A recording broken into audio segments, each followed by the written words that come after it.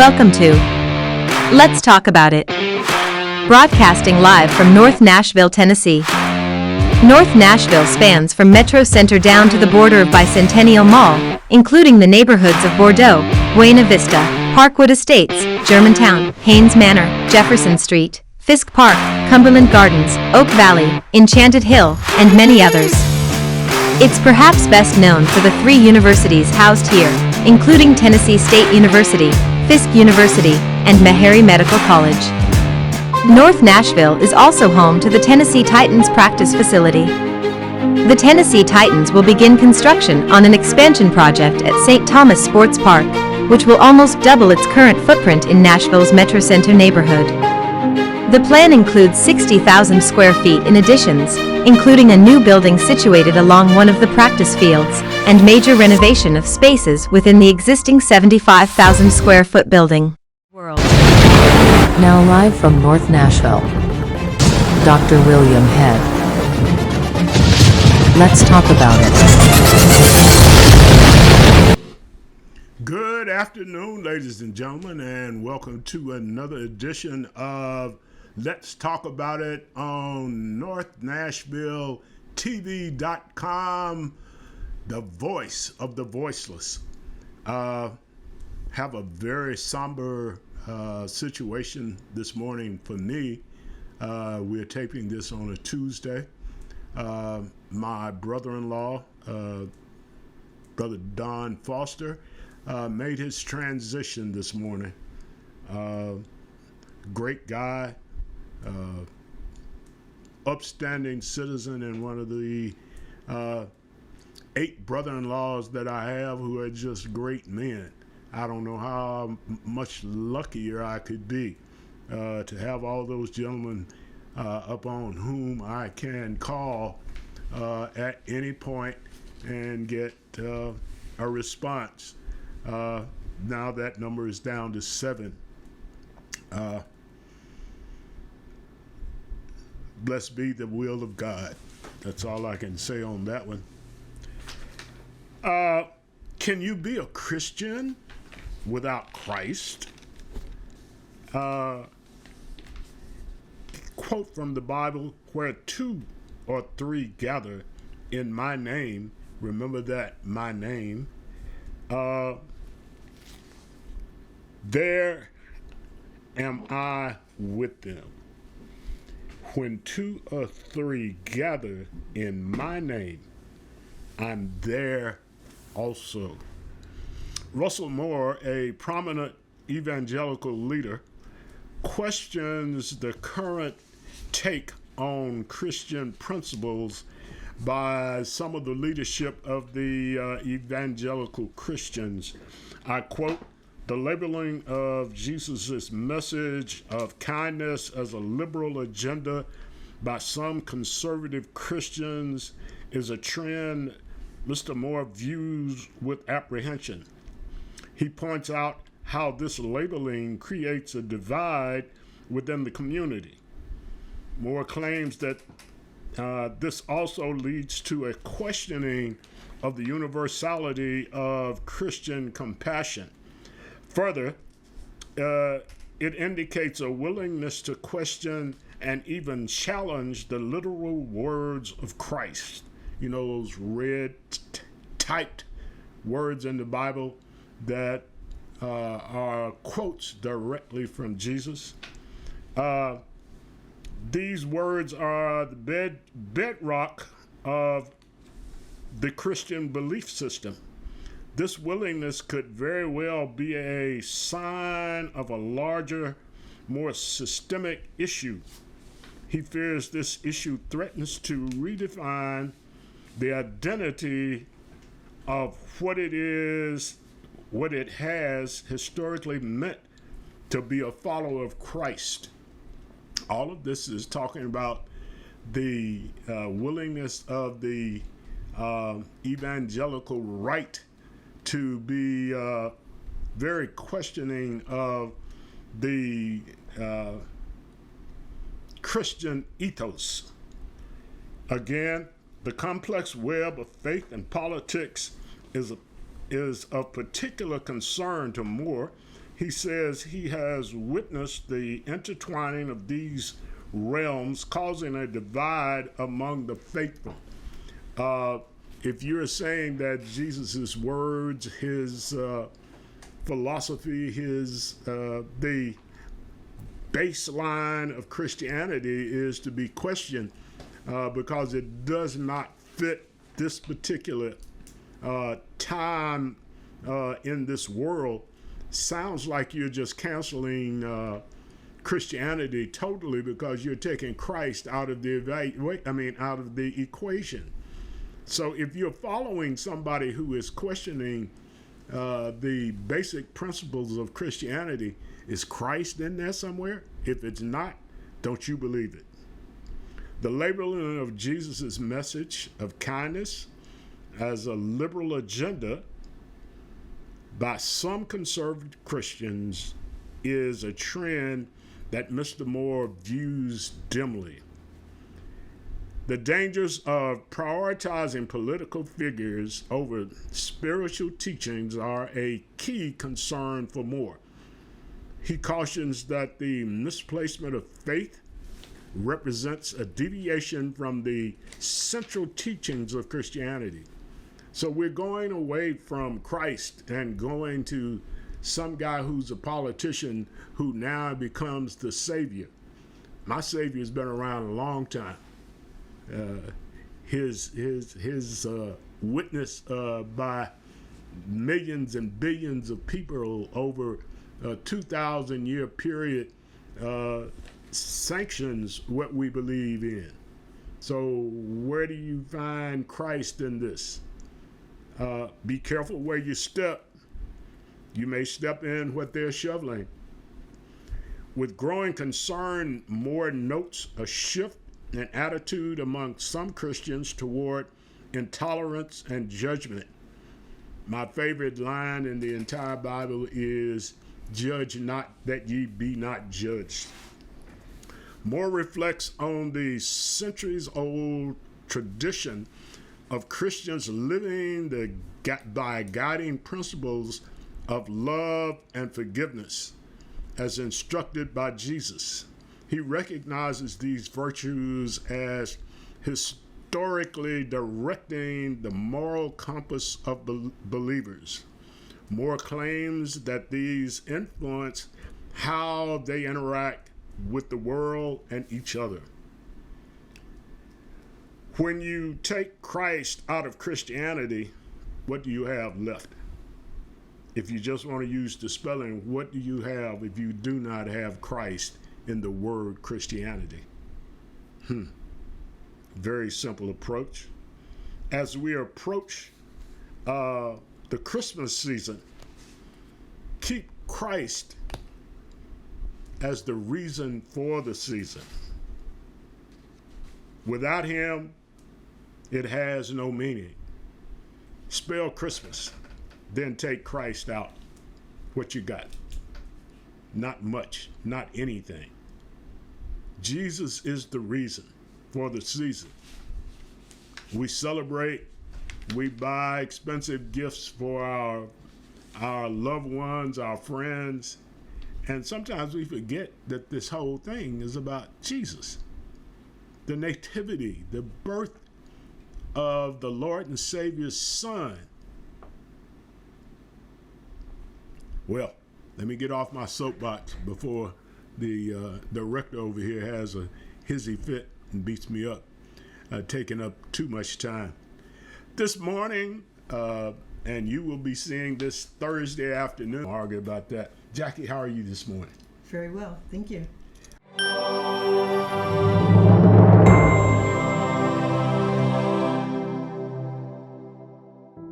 Introducing PATHE Advocates, your trusted partner in times of housing crisis. Are you facing eviction and feeling overwhelmed with uncertainty? We understand the stress and confusion that comes with a retainer warrant. That's why we're here to offer our expertise and support to guide you through the process. With PATH Advocates by your side, you no longer have to navigate this challenging situation alone. Our dedicated team of professionals at the People Alliance for Transit, Housing, and Employment, PATHA, is committed to helping you keep your home or find suitable housing alternatives. We specialize in providing comprehensive resources and assistance tailored to your unique needs. From explaining the necessary steps to negotiating with your landlord's attorney, we will arm you with the knowledge and tools required to achieve a favorable outcome. Don't let fear paralyze you.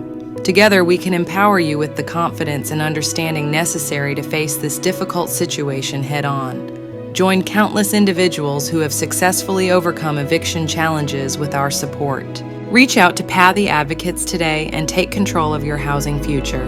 Remember, you don't have to face eviction alone. We're here for you every step of the way.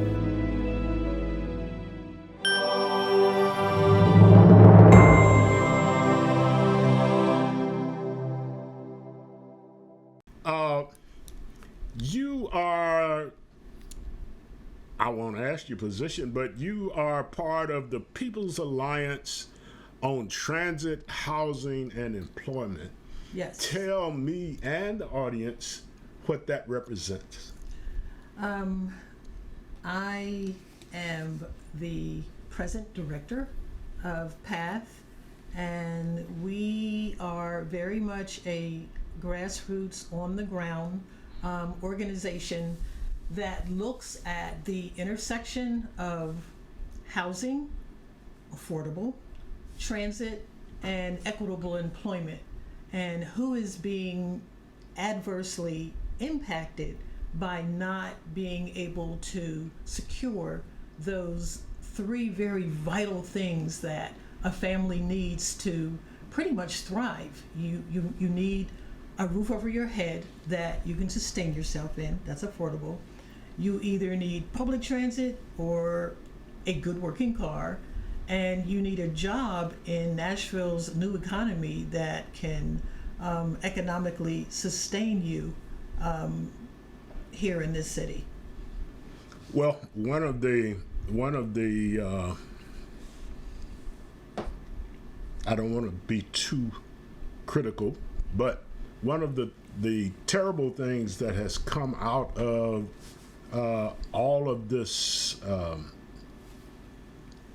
infusion of population and the changing of neighborhoods and everything has come to the point where affordable housing, as defined by you and I, doesn't even come close to what MDHA seems to think housing should cost.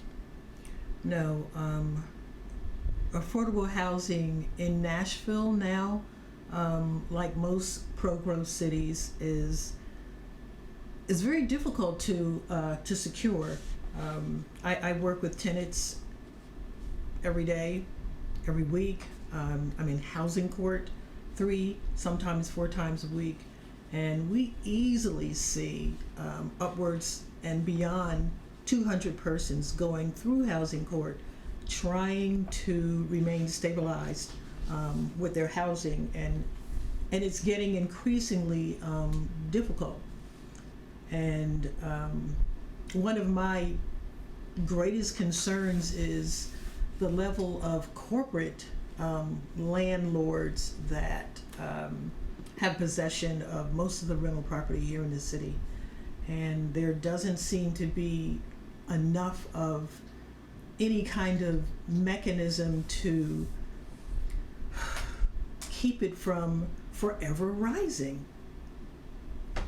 The thing that I find abominable in this whole situation is the displacement of people continuously. Yeah. They can never settle anywhere. I know a lady who was renting a house. The rent went up exponentially, and then she said, well, if you just let me use my supplement and whatever that was, and pay you the rest. They told her, well, even if you do all that, you can't afford the house. And she'd been living there. I find it just completely out of the question that that is fair at all. Well, we're not living in the age of fair. This is all about what the market can bear. My two largest populations of persons going through housing court are black single mothers and seniors over the age of 65. And a lot of these seniors have been in quote unquote affordable housing with usually private landlords for decades. But there's a lot of cashing in on, you know, in the real estate market. A house that was once maybe you paid $30,000-$40,000 for it. Well, you can well beyond quadruple that if you put that same house on the market with doing virtually nothing to it.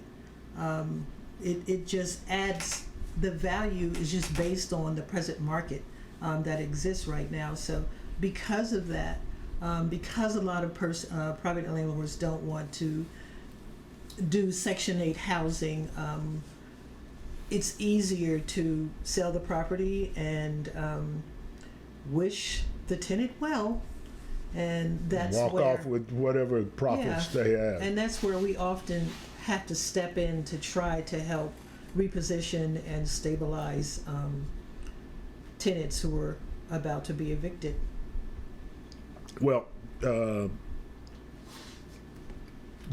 director of the show and I went to a NOAA meeting the other night and had this gentleman who was giving a presentation about the development of black neighborhoods in Nashville.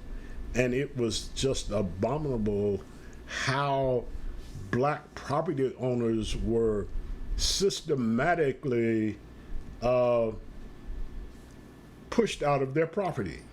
The redlining, the black property was worth whatever it was when it was bought, and the redlining by the banks made it decrease in value rather than increase. It seems that that's happening again. The invasion of developers in the city has become just not something that you would expect. Well, the market is allowing all that we see take place. I work alongside a lot of private landlords. I work with corporate landlords. I work with private developers in an effort to try to secure the best possible results I can for those that I serve.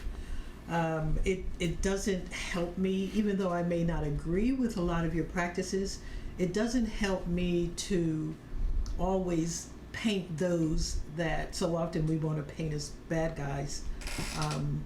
The bad guys simply because I need to know how to negotiate. I need to know how to sit down and talk with many of them about how to sustain the people that I serve. So I can't do that if I'm not in conversation. I can't do that if I'm not attempting to build some kind of relationship, some modicum of trust, something. And this is not for me. I have to do that so that I can better serve the persons that I'm trying to save from evictions. I have to work with the opposing attorney oftentimes to make a deal with the management of apartment complexes who pay them. So when you are looking out for others, when you have the best interests of those who may not be able to fight this battle on their own, you have to get creative and do what you can to try to make sure that you can save a family's household. Nothing is more destabilizing than to not know where you're going to lay your head at night. Absolutely. Or for children to be caught up in multiple moves during the course of one school year But y'all can't learn under those Can't circumstances. learn anything because they're busy trying to reacclimate themselves to a new school. Exactly. And you've got single mothers trying to figure out, can I hold down more than one job? Well, say they get 2 jobs. Who's watching the children? Who's making sure that they are adequately matriculating through school? No one's really there to do that. So this is an all-consuming, rippling issue that somehow we've got to find a way to get a handle on it. And this has very deep historical roots. Unfortunately, a lot of it is in race. A lot of it is born out of ignorance because people don't want to know history. No. Don't want to understand, what happened 10, 20, 30, 50, 100 years ago, and we're still feeling the impact of that today. And because we weren't back there then and we didn't do that, but we don't mind benefiting from what happened 100 years ago. So I think we have an obligation to be equally concerned. If you're benefiting, then you ought to be concerned about what's happening to your neighbor. And I'm not talking about the person next door. I'm talking about the person on the other side of town. What's going on with them as well, because it all impacts the quality of Nashville as a community as a whole. The gentrification of the city is you see it and you can't believe it, and there is federal money that comes to the city to provide affordable housing. Again, the definition of what is affordable is the question. It's relative. The gentleman that we saw at the meeting the other night indicated that when you look at what the housing folks think at the top is affordable, $1,700 a month for a 1-bedroom apartment. 1 bedroom. That is completely ridiculous. But it's very commonplace now. Say again? It's very commonplace now. Yes, I know. But there is a provision in the federal guidelines that a certain amount of money be put toward affordable housing when you get all these grants and stuff. And the people who need the housing can't afford what they say is affordable. Let me tell you something about this whole housing crisis and lack of affordability that's taking place not just in Nashville, but in most cities across this nation, the size of Nashville. I visited quite a few of them. I go to national meetings and I'm at the table with many of them. Until the people in community, our community, regular everyday working people, show a greater level of concern for what's happening to people who are more marginalized, people who many are our essential workers. Until, I'm in court every week. I don't see elected officials. I don't see members of many of these housing organizations that profess to claim so much about the lack of affordability in the city. I don't see them down at the courthouse. I don't see them sitting down with tenants and advocating on their behalf. There are far too many people in task forces and round tables and, sitting at the meeting with the mayor and the next person or another. But I don't see people substantially sitting down with and asking themselves, how can I better serve a neighbor, a person in court? What can I do? What am I willing to sacrifice? Most of us consider ourselves Christian. Many of us are in churches every Saturday, every Sunday, whenever it is you go to church. But very few discussions are being had in churches about what's happening to countless people in the city of Nashville. It's an out of sight, out of mind problem that I'm seeing. I will know that people really care when I see them showing up in the places where people are, sitting down with, asking, what can I do to not just help you get out of your present situation, but what can we do to help get you on a path to move you forward? And when people see that you do something tangible, letting them know that you care about the condition they're in. I had a lady in court this morning. She must have hugged me 5 times, and I let her know that I was happy. This is why I show up every day, because I don't want you and your children on the street. I don't want to see you evicted. I've been evicted when I lived in South Carolina. I do the work that I do because God prepared me to do the work that I do through my own personal experience. So I'm very passionate about what I do on a daily basis. I want to connect with the young women with small children, with the seniors. I'm a senior now too. By the grace of God, I could be on the street, but I'm not. And I recognize where that blessing comes from. So I'm in the courthouse, I'm in the community, in public housing, in private housing, in conversations with whomever, all for the sole purpose of doing what I think God has called me to do: help my neighbor. On an economic tip, if you will, this housing boom that we see in this city the bubble has to burst In soon. time it will. It is amazing how many apartment units, how many houses have been built in the last 5 years. I mean, it's just a constant flow of new spaces. And I don't think well, let me say it like this.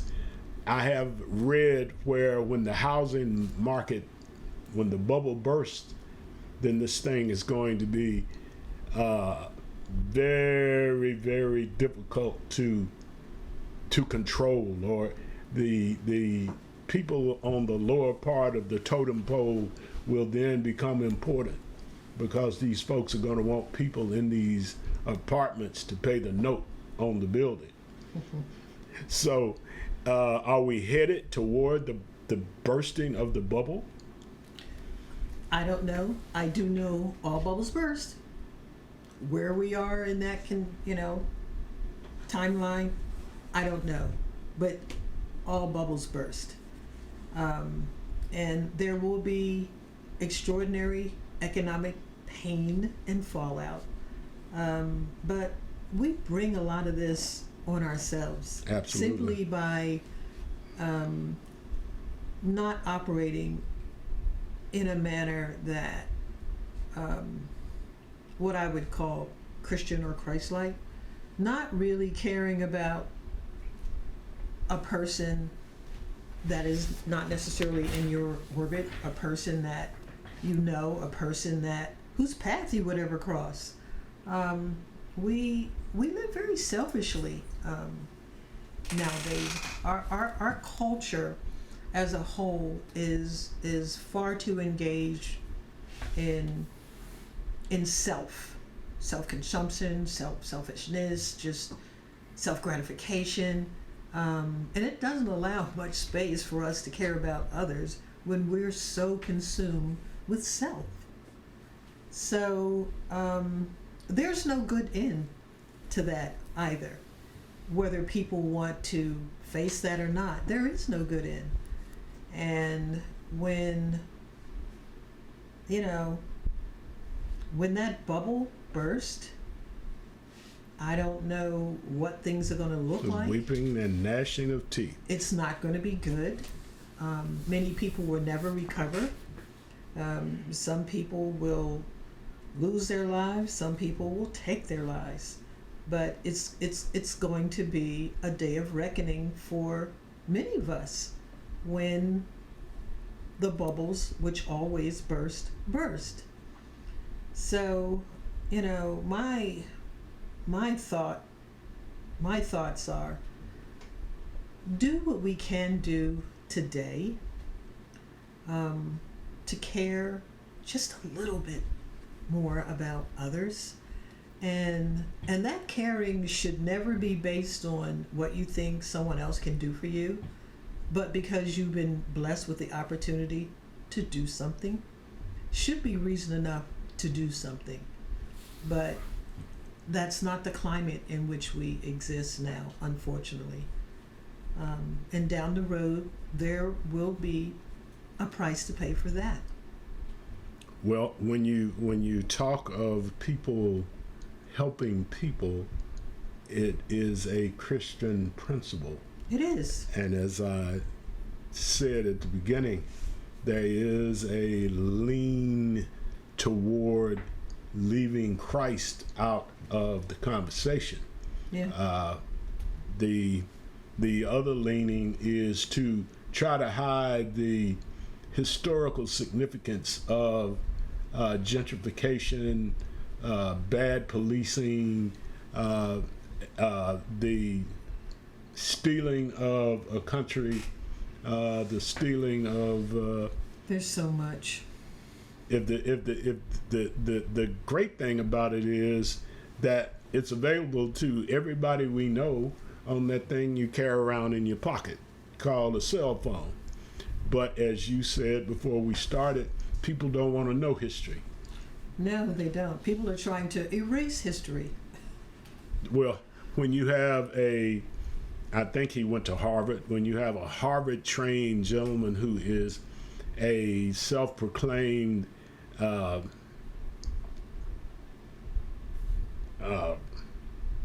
person running for president, who is the governor of a state, who has the nerve to espouse the fact that black folks who were in slavery were learning skills that helped them So we should have something to be. So we ought to for.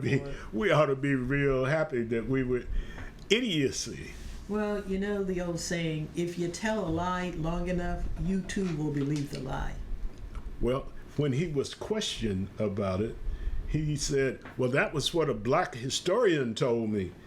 Well, you sounds like you amended it and took it on with you as something to depend upon. The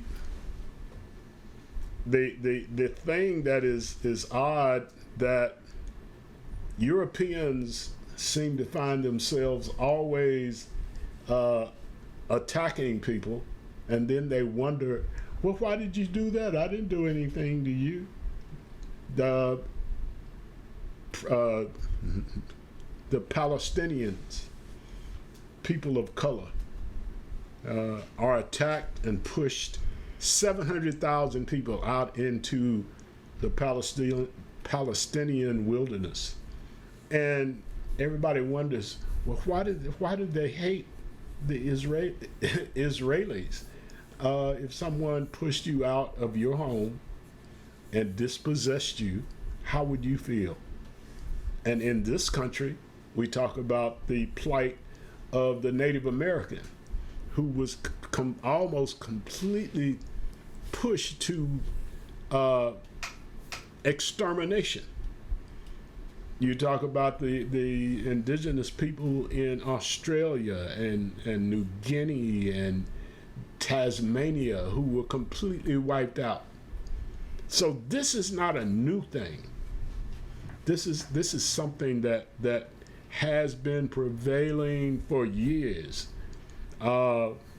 Millennia. Say again? Millennia. For millennia. The question out, as you said a few minutes ago, and when the bubble burst, A lot of people are going to be crying for mercy when they gave none. So we just elected, to get back on what we were talking about here in Nashville, we just elected a new mayor whose platform included housing and transportation and those types of things.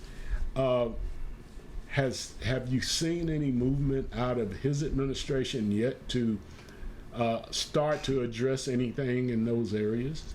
Well, it's still relatively early.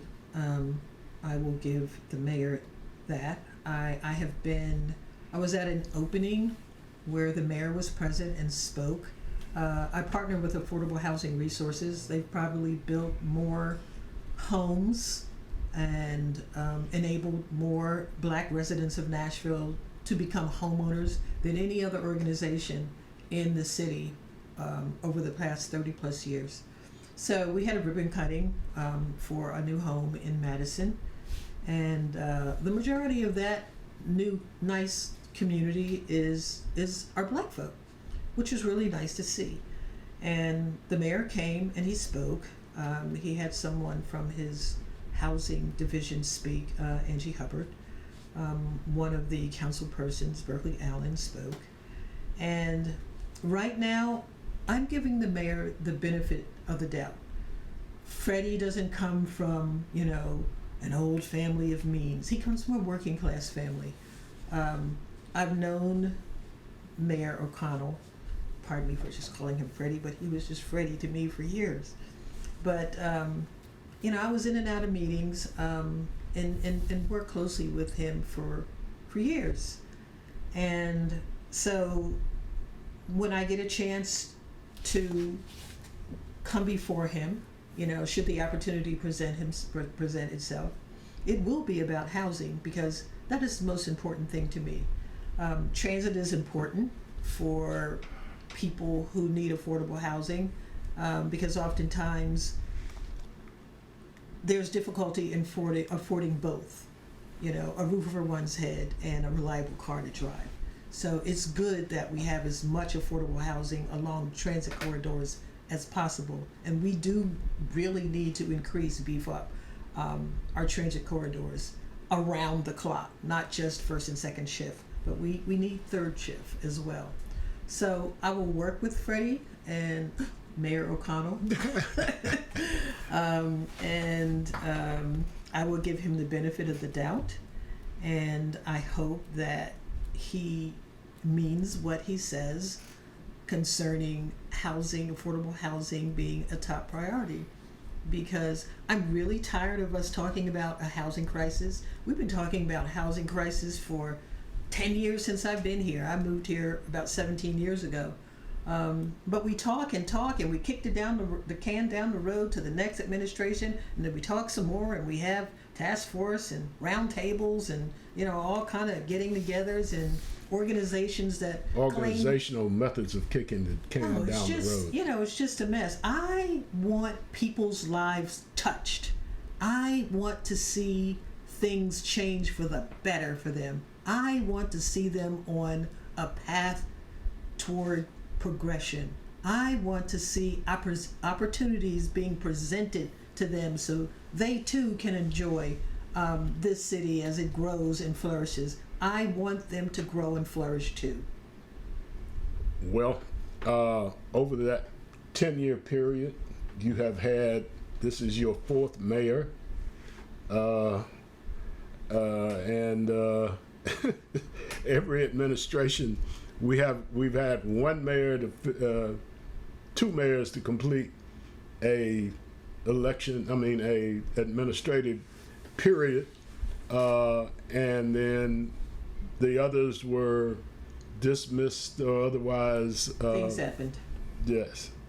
The thing now is that maybe the community getting behind Mayor O'Connell can enable him to not be pressured by the political realities in the city where money is king and everybody else has to take a step back. Do you think he has this? This is not a good question, but do you think he has the strength of his integrity to carry out what he says he was going to do? I can't be the judge of that. I will say this, Freddie had enough support from city residents to become mayor. Mayor O'Connell is going to need a different level of support to do the things that he espoused were important to him. He's going to need we the people to not just get behind him, but push him. If we don't care any more than what we do, and I tell the people that I work with in court all the time, are you registered to vote? Did you vote? Well, why are you complaining? How are you civically engaged to make things different if you don't vote? The one way you can change stuff. Yeah.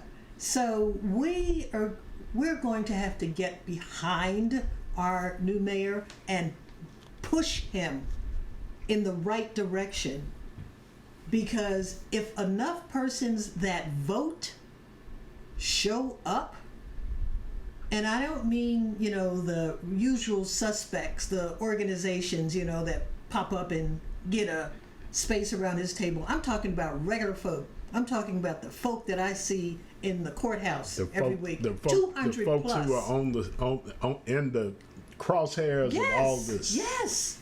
You all have a lot to gain, but you need to be heard. You need to be visible. You need to show up at the poll and vote.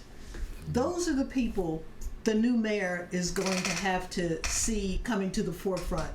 Not the people who claim to represent them, because they don't represent them. They don't. Because if they did, they'd be doing more to serve them. And they're not. Ooh. They're not. Ooh. We have a lot of talking heads in this city.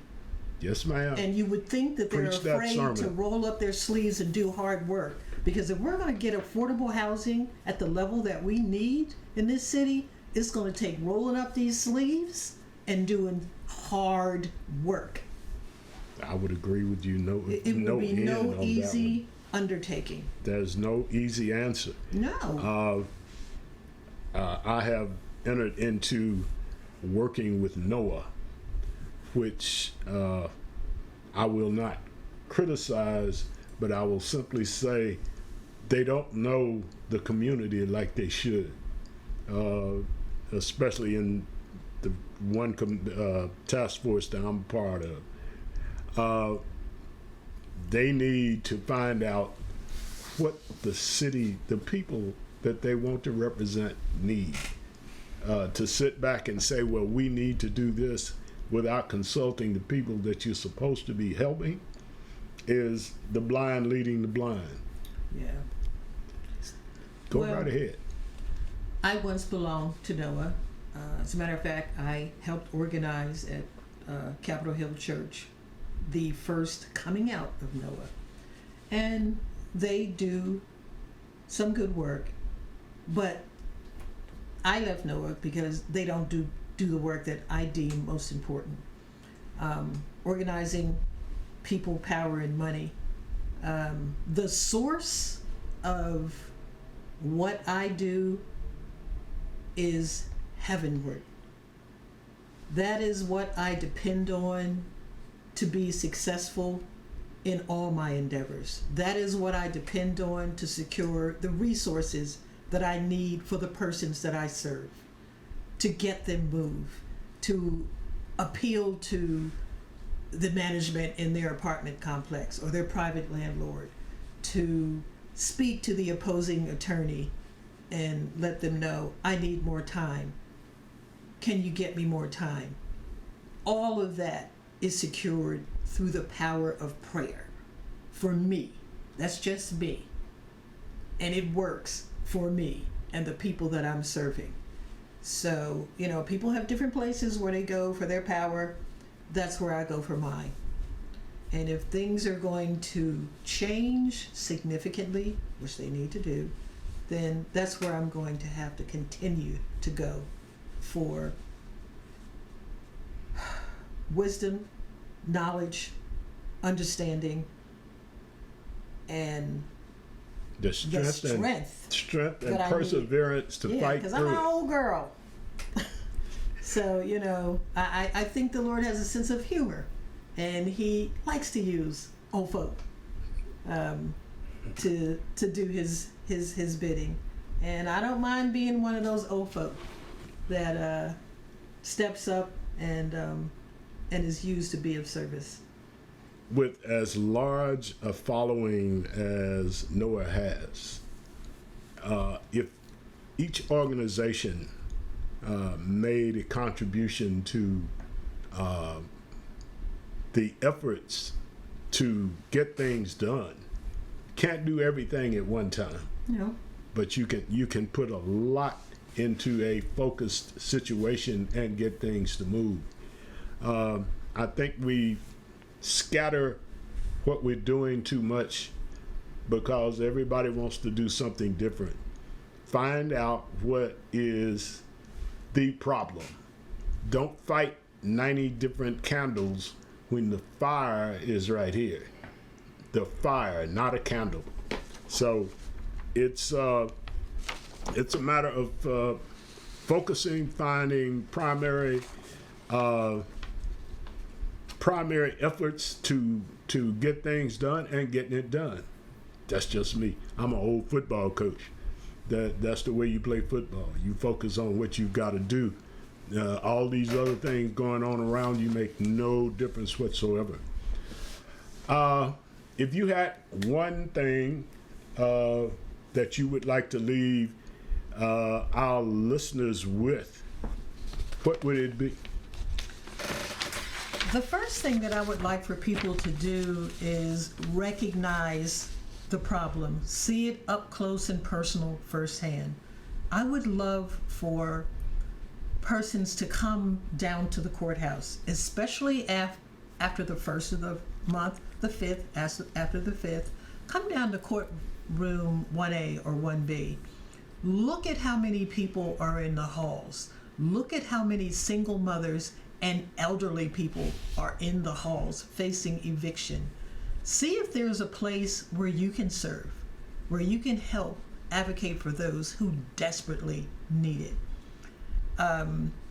So that, to me, is exceptionally important, because if you don't see, you don't understand, then you don't know how to serve or meet a need. So I think that's very important. That sounds like grassroots work. Well, and it's hard work, and I don't need folks to come and stay all day or come every week. Just come a couple times so you can see what's happening under our noses in our city to so many families. And for those who would want to give to PATH, give to our displacement fund, we spend real money. I personally, out of my pocket, have spent thousands of dollars to make sure people keep a roof over their head, to buy furniture for persons. I am not a person of means, but God has called me to be a person of service, and I trust Him. So if And I he need keeps to, you. yeah, he keeps me. He keeps me. I will never be begging for bread. I'm not worried about that. So, Affordable Housing Resources is our main partner, and they are our fiscal sponsor. If you are interested in helping with our displacement fund, you can send a check to 1550 Vantage Way, that's over at Metro Center, Suite 107, and just indicate PATH in the memo, because we have a separate account within the organization which is reserved solely for displacement, trying to keep people from being displaced. Sometimes we had a man who was wrongfully evicted. He lost everything. So we're in the process of getting some furniture for him. furniture for him. We also, within 24 hours, secured an attorney for him, a good attorney. And she's got a rock solid case. Within 24 hours, she was able to get him back in his home, Wow.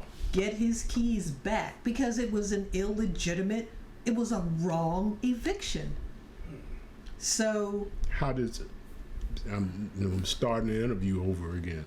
How does one get to the point where people evict them from their property and have no legal grounds? How does that happen? what's happening in Nashville, and it's probably not just Nashville, the first level management staff, they're churning and burning like you wouldn't believe. One complex may have 3 frontline managers in 1 month. So the right hand is not telling the left hand what they've done or what they're going to do, and he simply fell through the cracks. We paid his rent through the end of November. By the end of October, he was evicted because someone failed to recall the writ. So the sheriff came and did what the sheriff is supposed to do. They threw all his stuff out, everything, including his son's ashes. So there's going to be major damages paid for what happened to him. He lost everything. They even took the dog to the pound. He went to the pound and got the dog. But this is just one This of is many. ridiculous. Yes, it is ridiculous. But this isn't the only egregious thing that's happening in the city. That's just one that we caught. I'm looking at another potential 2 more lawsuits. So anyone who wants to come to the courthouse and see what's happening and do whatever little you can do, maybe to help advocate for, if you just pick one family that you want to get to know and assist them with securing all the necessary resources out in the community, that would be great. If you just want to be an ear, a listening ear, I pray with people on the other end of the phone who are weeping and crying. There's a lot that you can do if you're truly interested in serving those who are in desperate trouble. Some of them just need a lot of education. Many don't have, bare bones 100 financial literacy. There's so much, that we can do. And if you care, that's all I need you to do, is just show up and care. Because if you care, you'll see where you can serve. You'll find your place. Ladies and gentlemen, we're coming up on Thanksgiving. Find a way for someone to feel thankful that you showed up with a few dollars. You showed up with a listening ear. You showed up with legal assistance. You showed up and say, hey, this ain't right. That's right. That's your calling. People are in desperate need. Desperate need. Thank you very much for pleasure. being with us today on a Tuesday before Thanksgiving, and kind of a somber day for me, but enjoyed everything you had to say. Ladies and gentlemen, we have just had a very enlightening conversation with Miss Sims, who doesn't want me to call her. Well, I'll keep that to myself. Servant Sims. Ladies and gentlemen, I told you a couple of weeks ago, I gave you an assignment to check out Palestine prior to 1948. I gave you the belief in Zionism versus Judaism, or the two combined that make Israel a violator of the Palestinians' sanctity. Today I'll give you a movie that you'll enjoy if you watch it, that will give you a perspective on the Crusades. The name of the movie is Kingdom of Heaven. It is about 3.5 hours long, but it is a telling of the occupation of Jerusalem by Europeans during that epoch. It is very interesting and entertaining. For some reason, it didn't get a lot of light, but I offer it to you. It is called The Kingdom of Heaven. As you watch it, notice the use of God's will as a leverage point to make war against the people of the Middle East, even 500 years ago. Take a look at it. I won't guarantee you anything, but you'll get a lot smarter. You'll get a better perspective on today's events, and it might inspire you to speak out against the tyranny that seems to be part of the work of Israel against the people of Palestine. Now, I guess somebody will call me an anti-Semitic. I'll tell you, like gentleman said, how can I be anti-Semitic when I worship a Jewish God? Just asking. And we'll close today with a quote from the late Reverend Dr. Dale P. Andrews, former chair of homiletics at the Vanderbilt School of Divinity. I have more questions than answers, more problems than solutions. Of these, I freely give.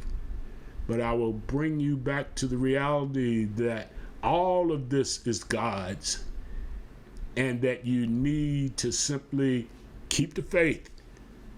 Don't lose your faith because of the ignorant things you see going on. Hold on to God's unchanging hand. He hasn't moved. You have. Get back to where you can touch his hand. I'm no minister, don't claim it. I claim Christianity with Christ as the central figure. You have been watching Let's Talk About It on NorthNashvilleTV.com, the voice of the voiceless. Peace.